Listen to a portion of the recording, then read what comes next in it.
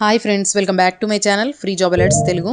Friends, మనకి కేవలం 10th class అర్హతతో ఎటువంటి రాత పరీక్ష లేకుండా రైల్వే స్టేషన్లో టికెట్స్ని ఇష్యూ చేసేటువంటి జాబ్స్కి అయితే నోటిఫికేషన్ అనేది రిలీజ్ కావడం జరిగింది. దీనికి అప్లై చేయడానికి మినిమం 18 ఇయర్స్ ఉన్న మేల్ అండ్ ఫీమేల్ అందరూ అయితే ఎలిజిబులే అండి. సో ఎలాంటి అప్లికేషన్ ఫీజు లేదు, 10th క్లాస్ సర్టిఫికేట్ ఉంటే సరిపోతుంది. అండ్ మన సొంత రాష్ట్రంలో అయితే జాబ్ పోస్టింగ్ అనేది ఉంటుంది. 21 ఆగస్టు వరకు అయితే మనకు టైం అయితే ఇచ్చారు. సో ఈ వీడియో చూసిన తర్వాత మీరైతే జాబ్స్కి అయితే అప్లికేషన్ అనేది పెట్టుకోండి. అండ్ ఈ వీడియోలో మనకు అన్ని డీటెయిల్స్ అయితే కవర్ చేస్తాను. సో ఈ వీడియోని ఎక్కడా స్కిప్ చేయకుండా ప్రతి ఒక్కరూ చివరి వరకు అయితే చూడండి. అలాగే ఈ వీడియోకి ఒక చిన్న లైక్ అనేది ఇవ్వండి. మీరు ఇచ్చే లైక్ చాలా సపోర్ట్గా ఉంటుంది.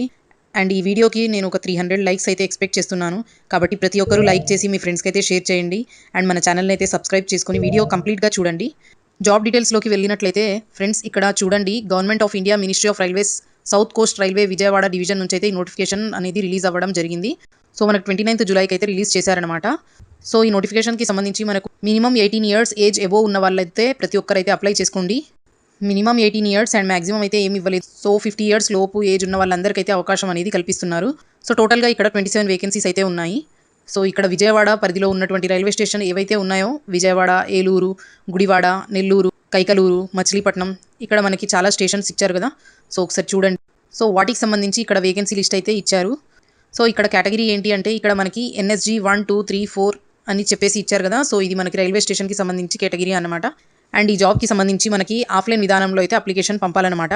ఈ నోటిఫికేషన్కి సంబంధించి అప్లికేషన్ ఫామ్ ఇంకా ఫుల్ నోటిఫికేషన్ డీటెయిల్స్ అయితే ఇక్కడ కింద ఇచ్చిన వెబ్సైట్లో అయితే అందుబాటులో ఉన్నాయండి. ఒకసారి చెక్ చేయండి. అండ్ ఈ ఉద్యోగాలకు రిటైర్డ్ రైల్వే ఉద్యోగులు, వారి జీవిత భాగస్వాములు లేదా వాళ్ళ పెద్ద పిల్లలు, అలాగే జనరల్ పబ్లిక్ కూడా ఈ జాబ్కి అయితే అప్లై చేసుకోవచ్చు. సో ఈ జాబ్కి సంబంధించి మనకి వీళ్ళు ఏదైతే అప్లికేషన్ ఫామ్ ఇచ్చారో దాన్ని డౌన్లోడ్ చేసుకొని డీటెయిల్స్ అనేది ఫిల్ చేసి ఇక్కడ ఏదైతే అడ్రస్ మెన్షన్ చేశారో సో అడ్రస్కి అయితే మనం 21 ఆగస్ట్ లోపు వాళ్ళకు అప్లికేషన్ అనేది పంపాల్సి ఉంటుందండి. అండ్ మీరు స్వయంగా వెళ్ళి కూడా ఇవ్వచ్చు, లేదా రిజిస్టర్ పోస్ట్ ద్వారా కూడా పంపొచ్చు. ఈ రెండు పద్ధతుల ద్వారానే మనము ఆఫ్లైన్ అప్లికేషన్ అనేది పంపాల్సి ఉంటుంది. 21 ఆగస్టు 2026 మధ్యాహ్నం 3 గంటల తర్వాత వచ్చిన దరఖాస్తులను ఎటువంటి పరిస్థితుల్లో స్వీకరించారు అని చెప్తున్నారు. ఇక్కడ ఒకవేళ పోస్ట్ వల్ల, అప్లికేషన్ వల్ల లేట్గా చేరితే దానికి రైల్వే శాఖ ఎటువంటి బాధ్యత అయితే వహించదండి. సో వీలైనంత త్వరగా మీరు అప్లై అయితే చేసుకోండి. అండ్ ఇక్కడ డేట్స్ విషయానికి వస్తే, అప్లికేషన్ ఫామ్స్ అయితే 31 జూలై నుంచి అయితే అందుబాటులో ఉంటాయండి. అండ్ అప్లై చేయడానికి చివరి తేదీ వచ్చేసి 21 ఆగస్ట్ వరకు అయితే టైం ఇచ్చారు. మధ్యాహ్నం 3 గంటల వరకు అయితే టైం అయితే ఉంది మనకు. కాబట్టి లాస్ట్ వరకు వెయిట్ చేయకుండా వీలైనంత త్వరగా మీ అప్లికేషన్ అయితే పంపించండి. అండ్ ఇక్కడ ఏ అడ్రస్కి పంపాలి అంటే, ఇక్కడ ఇచ్చారు చూడండి, senior divisional commercial manager, south Coast railway, Vijayawada division. And ఇక్కడ వెబ్సైట్ ఇచ్చారు చూడండి, దాంట్లో నుంచి అయితే అప్లికేషన్ ఫామ్ అనేది డౌన్లోడ్ అయితే చేసుకోండి. సో ఇక్కడ ఎలిజిబిలిటీ క్రైటీరియా విషయానికి వస్తే, మినిమం 18 ఇయర్స్ ఆఫ్ ఏజ్ అయితే ఉండాలి.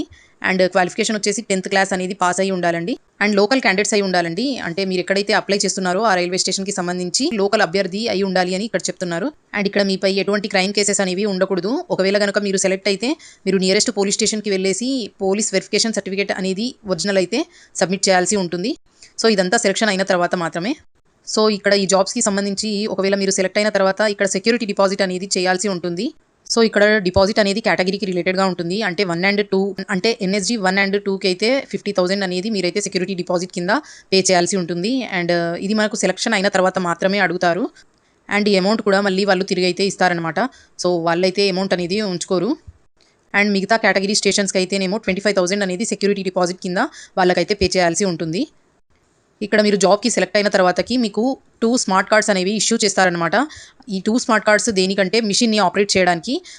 సో ఆ స్మార్ట్ కార్డ్ ద్వారానే మీరైతే ఆ టికెట్స్ అనేది జనరేట్ చేసి పబ్లిక్ అయితే ఇష్యూ చేస్తారనమాట. సో ఇక్కడ జాబ్స్కి సంబంధించి మీరు ఒకవేళ సెలెక్ట్ అయితే శాలరీ అనేది ఏమీ ఉండదు.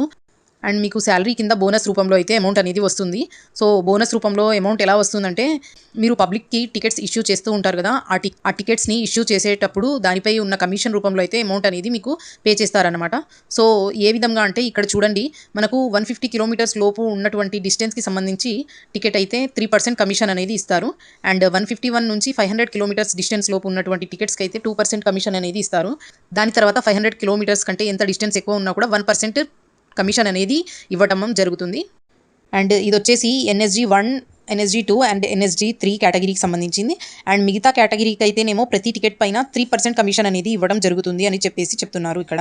అండ్ ఈ జాబ్కి సంబంధించి సెలెక్ట్ అయిన తర్వాత మీకు ఇది పర్మనెంట్ గవర్నమెంట్ జాబ్ అయితే కాదండి, మనకు కాంట్రాక్ట్ బేసిస్ మీద తీసుకుంటున్నారు. అండ్ మినిమం మనకి కాంట్రాక్ట్ పీరియడ్ అయితే 2 ఇయర్స్ అయితే ఉంది. తర్వాత మీ పెర్ఫార్మెన్స్ని బట్టి అండ్ వాళ్ళ రిక్రూట్మెంట్ని బట్టి ఇంకా ఎక్స్టెన్షన్ అనేది చేస్తారనమాట. అండ్ ఇక్కడ చూడండి ఈ నోటిఫికేషన్లో అప్లికేషన్ ఫామ్స్ అనేవి సపరేట్గా ఇచ్చారు. అంటే రిటైర్డ్ ఎంప్లాయీస్కి సపరేట్ అండ్ జనరల్ పబ్లిక్కి కూడా సపరేట్గా ఇచ్చారు. మీరు ఒకవేళ అప్లై చేయాలనుకుంటే ఇక్కడ జనరల్ పబ్లిక్ ఫామ్ తీసుకొని అప్లై అయితే చేయాల్సి ఉంటుంది. అండ్ ఈ ఫామ్స్ మనకు నెట్ సెంటర్స్ ద్వారా అయితే ఇస్తారనమాట. అండ్ ఇక్కడ ఈ ఫామ్ని అయితే ఫిల్ చేయాలండి. ఇక్కడ చూడండి మీ ఫోటోని అయితే అతికించాలి అండ్ దానిపైన మీ సిగ్నేచర్ అనేది పెట్టేసి ఇవ్వాలి. అండ్ ఇక్కడ కింద మీ బేసిక్ డీటెయిల్స్ ఏవైతే అడిగారో ఆ డీటెయిల్స్ అన్నీ కూడా ఫిల్ చేయాలండి. అండ్ ఇక్కడ అప్లికేషన్ ఫామ్లో ఇచ్చారు చూడండి కొన్ని అటాచ్మెంట్స్ ఉన్నాయి. సో అవి అప్లికేషన్ ఫామ్తో అటాచ్ చేసి మీరైతే సబ్మిట్ చేయాలి. అండ్ దీంట్లో చూడండి 10th class memo, residential certificate and address proof, Aadhaar card ఇట్లాంటివి అడిగారు. సో ఇవన్నీ మీరు అటాచ్ చేసి రిజిస్టర్ పోస్ట్ ద్వారా వాళ్ళకైతే అప్లికేషన్ అనేది సెండ్ చేయాల్సి ఉంటుందన్నమాట. సో ఈ జాబ్కి సంబంధించి సెలక్షన్ ప్రాసెస్ అనేది ఎలా ఉంటుందో కూడా ఒకసారి చూద్దాం. సో ఈ జాబ్కి సంబంధించి సెలక్షన్ ప్రాసెస్ అయితే నోటిఫికేషన్లో క్లియర్గా ఇచ్చారు. ఏంటంటే ఇక్కడ అప్లికేషన్ వచ్చిన తర్వాతకి ఎవరిని షార్ట్ లిస్ట్ చేస్తారంటే అంటే ఫస్ట్ ప్రిఫరెన్స్ అయితే రిటైర్డ్ ఎంప్లాయీస్కి వాళ్ళైతే ఇస్తారు. దాని తర్వాత నెక్స్ట్ ప్రిఫరెన్స్ అయితే వాళ్ళ భార్యకి లేదా వాళ్ళ కొడుకుకి ఇలా ప్రిఫరెన్స్ ఇస్తారు. నెక్స్ట్ ఫైనల్గా అయితే జనరల్ పబ్లిక్కి అయితే ఎంప్లాయ్మెంట్ అనేది ఇస్తారనమాట. ఇంకొకటి ఇక్కడ ఏమిచ్చారంటే ఒకవేళ ఎక్కువ అప్లికేషన్స్ వస్తే ఏం చేస్తారంటే డ్రా ఆఫ్ లాట్స్ పద్ధతిలో అయితే అప్లికేషన్ అయితే డ్రా చేసే అవకాశం అయితే ఉంటుంది అని చెప్తున్నారనమాట. సో ఇక్కడ సెలక్షన్ ప్రాసెస్లో అయితే ఎలాంటి రాత పరీక్ష లేదు. సో ఎలిజిబిలిటీ అండ్ ఇంట్రెస్ట్ ఉన్న ప్రతి ఒక్కరైతే ఈ అప్లికేషన్ అయితే పెట్టుకోండి. అండ్ ఈ నోటిఫికేషన్కి సంబంధించి పూర్తి వివరాలు అండ్ అలాగే అఫీషియల్ వెబ్సైట్ని క్లియర్గా ఒకసారి చదవండి. ఇంకా మీకు ఏమన్నా డౌట్ ఉంటే కామెంట్లో అయితే అడగండి. అండ్ తప్పనిసరిగా వీడియోని అయితే లైక్ చేసి మీ ఫ్రెండ్స్తో షేర్ చేయండి. అండ్ మన ఛానల్ని అయితే సబ్స్క్రైబ్ చేసుకోండి. Thank you so much.